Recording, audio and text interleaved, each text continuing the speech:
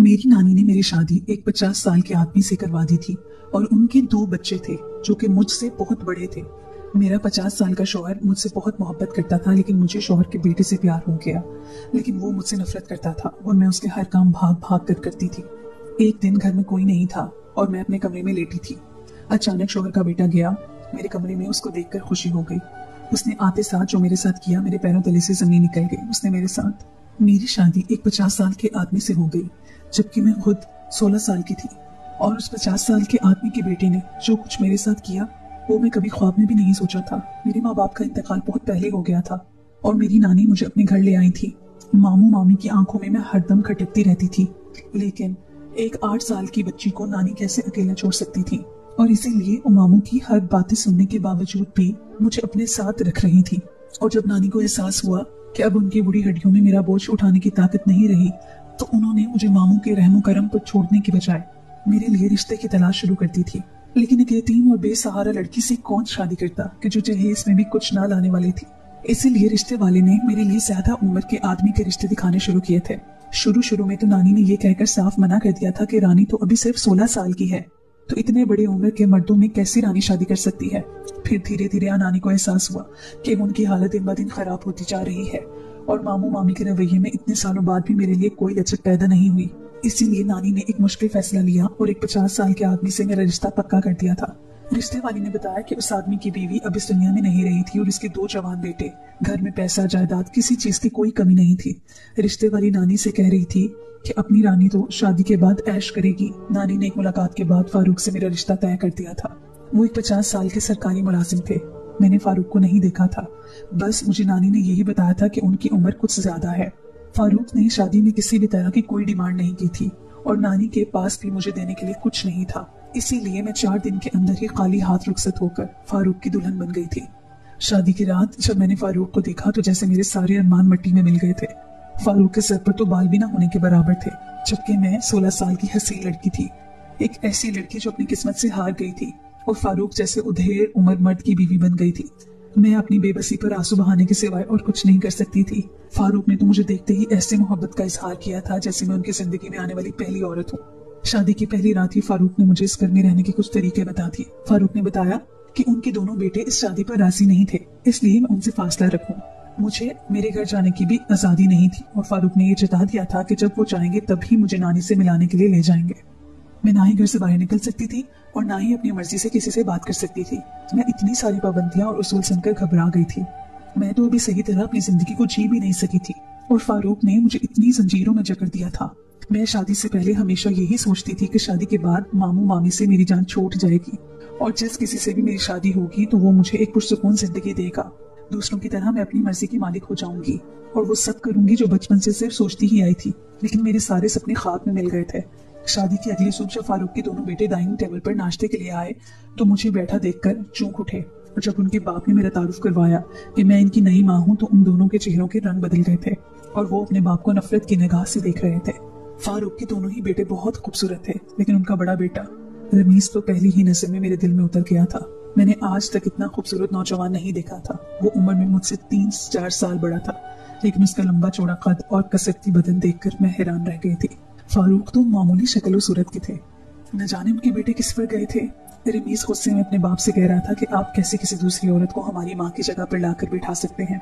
ये लड़की कभी मेरी माँ की जगह नहीं ले सकती। काफी देर तक दोनों बाप बेटे के बीच में तकरार चलती रही। रमीज बड़ा होने की वजह से बाप से उलझ रहा था, जबकि रहीम जो कि रमीज से कुछ साल छोटा था खामोश खड़ा था। कुछ ही देर में फारूक के दोनों बेटे बिना नाश्ता किए ही घर से बाहर निकल गए थे। मैंने दूर तक रमीज को जाते हुए देखा। ऐसा लग रहा था जैसे वो जाते जाते मेरा दिल भी अपने साथ ले गया हो। फारूक कह रहे थे कि रमीज के बारे में सोचकर खुद को परेशान ना करो, वो कुछ ही दिनों बाद खुद ही ठीक हो जाएगा। वक्ती तौर पर उसे गुस्सा है, लेकिन आहिस्ता आहिस्ता सब ठीक हो जाएगा। लेकिन फारूक के दफ्तर चले जाने के बाद मैं सारा वक्त रमीज को सोचती रही। मुझे उससे पहली नजर की मोहब्बत हो गई थी। फारूक मुझे बिल्कुल भी पसंद नहीं आए थे और उसकी एक वजह उनकी उम्र और उनका बेडोल वजूद था। बेचैनी से यहाँ चक्कर काटते हुए अभी आधा ही दिन गुजरा था कि जब रमीज और रहीम कॉलेज से वापस आ गए थे। रहीम तो आते ही अपने कमरे में चला गया था, जबकि रमीज खाना खाने के लिए डाइनिंग टेबल पर बैठ गया। शायद वो भूल गया था कि मैं भी इस घर में मौजूद हूँ। मैंने जैसे ही रमीज को डाइनिंग टेबल पर बैठे देखा तो भागकर मासी के हाथों से खाना ले लिया और उसे अपने कमरे की सफाई करने के लिए भेज दिया। जैसे ही मैंने रमीज के आगे खाना रखा तो वो मेरा चेहरा देखकर चौंक उठा और उसके चेहरे पर अचानक गुस्से के आसार नमूदार हुए। वो मुझसे कहने लगा कि तुम मेरे सामने ना आया करो, तुम मेरे बाप की बीवी हो लेकिन मेरी माँ हरगिज़ आई है। मैंने उससे कहा कि मुझ पर गुस्सा होने की बजाय खाना खा लो। शायद वो बहुत ज्यादा भूखा था, इसलिए उसने मेरे सामने खाना खा लिया। मैं रमीज के छोटे छोटे काम खुद अंजाम देने लगी थी। कभी कभी तो वो बहुत ज्यादा गुस्सा करता लेकिन कभी कोई जवाब न देता। जब तक फारूक घर पर मौजूद थे वो मुझे अपने साथ कमरे में ही रखते थे, लेकिन उनके गैर मौजूदगी में फौरन तितली बनकर रमीज के इर्द गिर्द मंडलाने लगती। फारूक ने बातों बातों में मुझे कई बार कहा था कि मैं उनके बेटों से दूर रहूं, लेकिन न जाने क्यों मैं खुद ब खुद रमीज की तरफ खींची चली जा रही थी। मेरे दिल में उसके लिए मोहब्बत दिन ब दिन बढ़ रही थी। अब तो मुझे उसकी पसंद और नापसंद का भी पूरी तरह से इल्म हो गया था। रमीज ने मेरी कभी भी पजीराई न की थी, लेकिन मैं अपने दिल के हाथों मजबूर थी।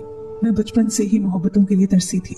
माँ बाप के इंतकाल के बाद जैसा सलूक मामू मामी ने मेरे साथ किया था उसकी वजह से मैं एहसास महरूमी का शिकार हो गई थी।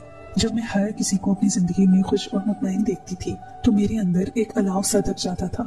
मैं सोचती थी कि शादी के बाद ये कमी दूर हो जाएगी, लेकिन फारूक ने मुझे अपनी जरूरत के तहत बीवी बनाकर रखा था। फारूक को मेरे जज्बात या मेरी खुशियों से कोई लेना देना नहीं था। वो सुबह के गए शाम को जब देर से घर आते तो मुझे अपने जज्बात की तस्कीन के लिए इस्तेमाल करते और इसके बाद फिर भूल जाते। रहीम पढ़ाई के सिलसिले में दूसरे शहर चला गया और रमीज यहीं रह गया था, लेकिन वो मेरे सामने आने से भी गुरेज करता था क्योंकि मुझे देखते ही उसे गुस्सा आने लगता था और मैं इतना ही जानबूझकर उसके पास जाती। घर में बहुत सारे मुलाजिमीन थे, लेकिन इसके बावजूद मैं ज्यादातर रमीज के काम खुद अपने हाथ से करती। रमीज के कपड़े इस्त्री करना, उसके लिए खाना बनाना, उसके सारे ही छोटे बड़े काम मैंने नौकरों के हाथों से लेकर खुद करना शुरू कर दिए थे। एक रोज घर में कोई मौजूद नहीं था। फारूक किसी काम के सिलसिले में शहर से बाहर गए थे और रहीम तो था ही नहीं। घर में जो दो नौकरानियां मौजूद रहती थीं, इत्तेफाक से आज वो दोनों भी छुट्टी लेकर चली गई थी। मेरे पास करने के लिए कोई काम तो था नहीं, इसलिए मैं खामोशी से अपने कमरे में लेटी हुई थी। जब ये देखकर मैं हैरत की इंतहा न रही कि रमीज खुद से मेरे कमरे में चला आया। उसे देखकर मैं उठकर बैठ गई और मेरी खुशी की इंतहा न रही। उसको देखकर तो मैं जिंदगी को जी रही थी, वरना मेरी जिंदगी में कुछ भी बाकी नहीं बचा था। फारूक मुझ पर कितनी ही मोहब्बत क्यों न लुटाते, लेकिन मुझे उनमें कोई दिलचस्पी नहीं थी। इंसान को मोहब्बत भी अपने पसंदीदा शख्स से ही चाहिए। मेरा हाल भी कुछ ऐसा ही था। मुझे सिर्फ रमीज की मोहब्बत चाहिए थी और आज मुझे लग रहा था कि शायद मेरा इंतजार तमाम होने वाला है। रमीज छोटे छोटे कदम उठाता मेरे पास आया और आते ही उसने जो मेरे साथ किया तो मेरे पैरों तले से जमीन निकल गई। मैं सोच भी नहीं सकती थी कि रमीज मेरे साथ कुछ ऐसा कर सकता है। वो मुझसे नफरत की इंतहा पर था और इसी नफरत में रमीज ने एक ऐसा कदम उठाया था जो मेरे वहमो गुमान में भी नहीं था। उसने खुद ही अचानक से अपनी शर्ट के सारे बटन तोड़ दिए और मेरे दोनों हाथों को पकड़कर अपनी गर्दन पर निशान डालने लगा। साथ साथ ही वो कहते जा रहा था कि मुझे छोड़ दो और ये सब ना करें, आप मेरी माँ की जगह हैं और ये सब आपको जेब नहीं देता। मैं भला आपसे लाख नफरत करता हूँ, लेकिन इसका ये हरगिज मतलब नहीं कि मैं अपने बाप को धोखा दूं। मैं आपके कहने पर आपके साथ कोई रिश्ता नहीं बना सकता, क्योंकि हम दोनों के दरमियान सिर्फ एक ही रिश्ता है, वो है माँ बेटे का। मैं हैरान परेशान से रमीज को देख रही थी और मुझे कुछ भी समझ नहीं आ रहा था कि वो क्या कर रहा है। उसने अपनी हालत ऐसे कर ली थी कि जैसे मैंने उस पर हमला कर दिया हो। मैं परेशानी के अमल में उसे रोकने की कोशिश कर रही थी कि जब ये देखकर मेरी जान निकल गई कि कमरे के दरवाजे पर फारूक खड़े मुझे खौफनाक नजरों से देख रहे थे। मुझे जब तक सारी बात की समझ आती पानी सर से गुजर चुका था।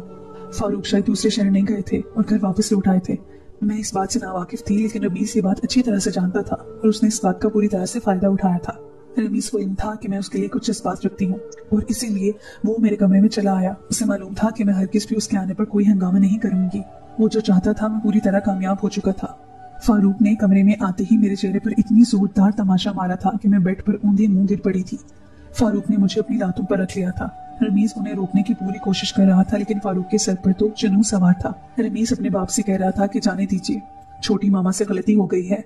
मैं तो बस यही पूछने के लिए आपके कमरे में आया था कि आप आज अभी तक घर क्यों नहीं आए, लेकिन यहाँ आकर शायद मैंने गलती कर दी थी। फारूक भी गुस्से में कह रहे थे कि हाँ, ये बदजात औरत जानती थी कि मैं दूसरे शहर जाऊंगा और इसने शायद इसी बात का फायदा उठाया है। मैंने उसे यतीम समझकर अपने घर में जगह दी थी और इसने मेरी ही इज्जत मिट्टी में मिला दी।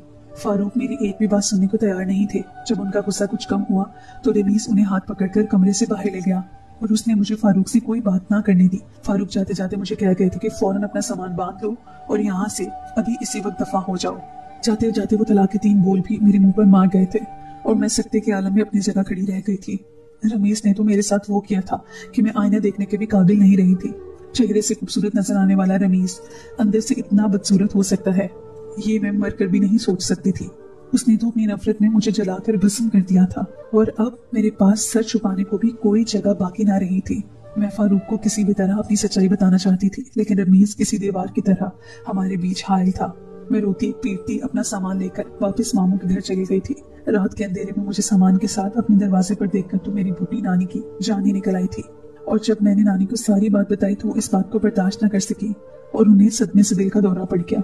बहुत मुश्किल से तो नानी ने मेरे लिए एक ऐसी जगह का बंदोबस्त किया था जहाँ मैं इज्जत से जिंदगी गुजार सकती थी, लेकिन मैं वहाँ से भी थके खाकर वापस चली आई थी। मामी तक जब ये बात पहुंची तो उन्होंने बहुत शोर मचा दिया और मेरे किरदार की खूब धज्जियां उड़ाई। और देखते ही देखते अगले दिन ये बात सारे मोहल्ले में मशहूर हो गई कि मैं अपने काले करतूतों की वजह से अपने शोहर से तलाक लेकर उनके सर पर वापस आ बैठी हूँ।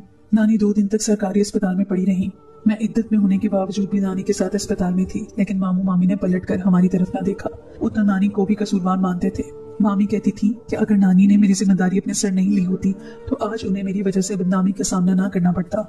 नानी की हालत हर गुजरते लम्हे के साथ बिगड़ती जा रही थी और 2 दिन के बाद डॉक्टर्स ने ये कहकर मुआसरत कर ली थी कि वो नानी को नहीं बचा सकेंगे। मेरी पूरी दुनिया मेरी नानी ही थी, जो कि अब मुझे छोड़कर जा चुकी थी और मैं नहीं जानती थी कि अब मेरे साथ आगे किस्मत क्या खेल खेलने वाली है। रमीज ने सिर्फ मेरा घर ही नहीं उजाड़ा था, बल्कि मेरी नानी की मौत की वजह भी बन गया था।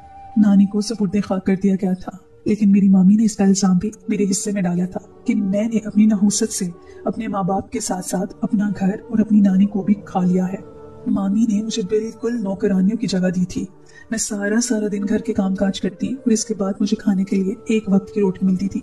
मामी तो शुरू ही से मेरी दुश्मन थी, लेकिन नानी की वजह से वो मजबूर होकर मेरे साथ अपने रवैये को बेहतर रख लिया करती थी। अब जबकि मेरी नानी ही न रही थी तो मामी के जुल्म सितम से रोकने वाला मुझे कोई नहीं था। मामू ने तो अपनी आंखों पर मामी की सिखाई पट्टी बांध ली थी। दिन यूं ही आहिस्ता आहिस्ता गुजर रहे थे। मेरी इद्दत पूरी हो चुकी थी। मुझे अब जिंदगी से कोई लगाव नहीं रहा था। 17 साल की उम्र में ही मेरे माथे पर तलाक याफ्ता होने का दाग लग चुका था। मेरी गलती सिर्फ इतनी थी कि मैं अपने जज्बात पर काबू नहीं रख सकी थी और फितरी तौर पर मेरा दिल खुद ब खुद एक ऐसे शख्स की तरफ माइल हो गया था जो मेरे जोड़ का था। लेकिन मैंने कभी ऐसी कोई हरकत करने के बारे में नहीं सोचा था जिससे मैं बदकिरदार साबित होती। इद्दत पूरी होने के बाद भी मेरी हालत में कोई तब्दीली नहीं आई थी।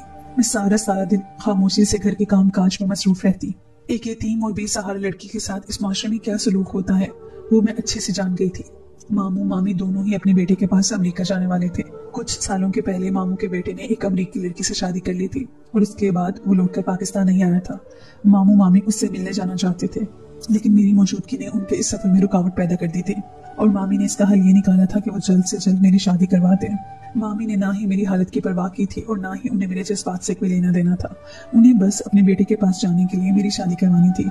मामी ने एक दिन अचानक ही शाम के वक्त मुझे कहा कि रात को तुम्हारा निकाह है, तुम्हारा रिश्ता आया था और मैंने हाँ कर दी। सादगी से तुम्हारी शादी हो रही है। मेरे लाख मना करने के बावजूद भी मामी ने कहा कि अगर मैंने शादी ना की तो मुझे घर से बाहर खड़ा करके वो अपने बेटे के पास चली जाएंगी, फिर जहाँ चाहे मैं मर्जी चली जाऊँ। ये सुनकर मेरे रोंगटे खड़े हो गए थे कि अभी तो मामू का सहारा है, लेकिन बेसहारा होकर तो मैं मिट्टी में मिल जाऊंगी। मरती क्या न करती, मस्ताक मैंने निकाहनामे पर दस्तखत कर दिए और बिना जाने ही कि मेरी शादी किससे हुई है मैं रुखसत हो गई थी। अब तो मेरी आंखों से आंसू भी न गुजरते थे कि एक वक्त में इस कदर रोई थी कि आंखें वीरान हो गई थी। 17 साल की उम्र में मैं ऐसी जिंदगी गुजार रही थी जहाँ ना अरमान थे ना खुश रहने की कोई ख्वाहिश थी, बस जिंदगी को घसीटना था। मुझे अपने कमरे में बैठे कुछ ही देर गुजरी थी कि जब मुझे किसी के कदमों के आहट का एहसास हुआ और ये देखकर मेरी जान निकल गई कि मेरा दूल्हा कोई और नहीं बल्कि रमीज था। वो मेरे कदमों में बैठकर मुझसे माफी मांग रहा था और मैं खौफजदा नजरों से उसे देख रही थी। मैं सोच भी नहीं सकती थी कि रमीज की दुल्हन बनूंगी। रमीज कह रहा था कि मेरे साथ जो कुछ भी उसने किया इसके बाद उसे एक पल का भी चैन नसीब न हुआ और वो हर वक्त एक अनदेखी आग में जल रहा था। उसका सीनियर उसे मुलामत कर रहा था। वो कह रहा था कि वो एक बुरा लड़का नहीं था, लेकिन वो अपनी माँ की जगह पर मुझे देखकर मुझसे हसद में मुब्तला हो गया था।